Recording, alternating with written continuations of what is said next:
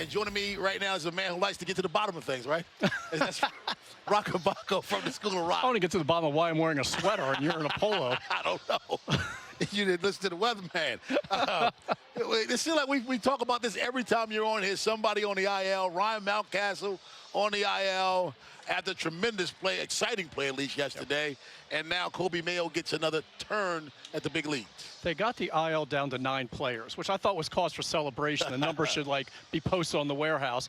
And now it's back up to a dozen, just like that in the blink of an eye, because Mullins went on. Now Mountcastle, we're up to 12. It's a dozen? It's a dozen guys on the injured list, and we assume that it happened on that steal of home. Maybe coming out of the slide, Tony Mansolino speculated on that. We haven't had a chance to talk to Mountcastle. Clearly, it wasn't bothering him enough to run down the line here. They executed it perfectly. But, you know, also, it's typical how these things happen where the guy has 7 hits in his last 3 games. Yeah. He's heating up. So, of course, he's got to get injured right now. And it's unfortunate because the last few years there have been problems. You have the sprained wrist last year. He had the vertigo symptoms and a shoulder injury in 2023. So they've lost him again. And I thought this was going to be the big year for him with the fence moving in. And he was finally starting to heat up. Only 2 home runs, none this month. But swinging the bat better, a couple doubles the other night, and now he's out. They're hoping just the 10-day minimum. He had an MRI this morning. They're waiting for the results. So I think it's cautiously optimistic is what we're looking at. Now, Mayo here for the 4th time, 1 for 12 with 6 strikeouts the first time he was here. And it's like 4 for 53, 22 strikeouts. He has not had consistent playing time. And it's one of those, you know, he may hit better if he had consistent playing time, or maybe he'd get more consistent playing time if he hit better, depending how you look at it right now. But he's expecting to play more first base this time. Obviously, with Mountcastle out, he's a DH today. But who knows how long he's here. They never want to put him on this shuttle. It just keeps happening because injuries force the hand, whether it's Oriole and now Mountcastle, so we don't know how long he'll be here. But you would think this would be the opportunity to play him regularly. Now, you talk about guys who are on the IL. Some of those guys subject to come back soon. Cowser, Westberg. The Orioles have some decisions to make. They do, and every time I try to guess along in this sick little game I play, it's like Jeopardy when the guy's got a minus dollar amount going into final and they make him walk off the set, just like that empty podium. I'm the guy with the empty podium because I keep getting this wrong completely.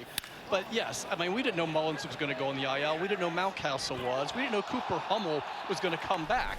So it's just scrambled everything. But yeah, Cowser and Westberg are in Norfolk, and they're playing really well there.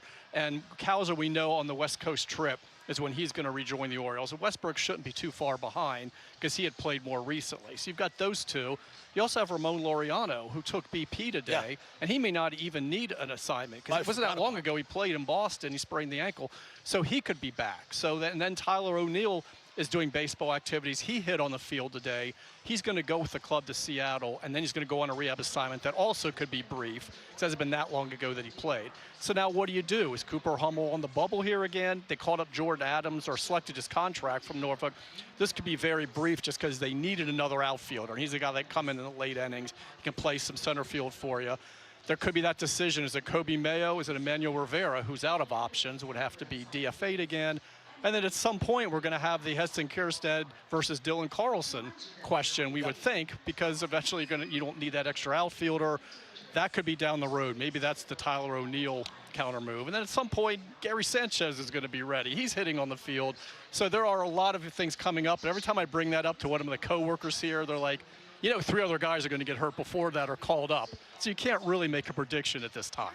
John Mabry is hired 2013 to 18 hitting coach for the Cards, 2020-22 coach for the Royals, and the last 2 years a hitting coach for the Marlins. Oh, by the way, over 3,700 plate appearances in the majors. He brings about a wealth of experience. He does have the experience, and he's a senior advisor, which seems kind of like a broad description. But I really think it's kind of like a super utility role here. They're down a couple coaches after dismissing Brandon Hyde. Utility. Yeah, and there's a lot of different things he can do, as they were pointing out. I mean, Tony Mansolino said, look, he was a first baseman and outfielder when he played.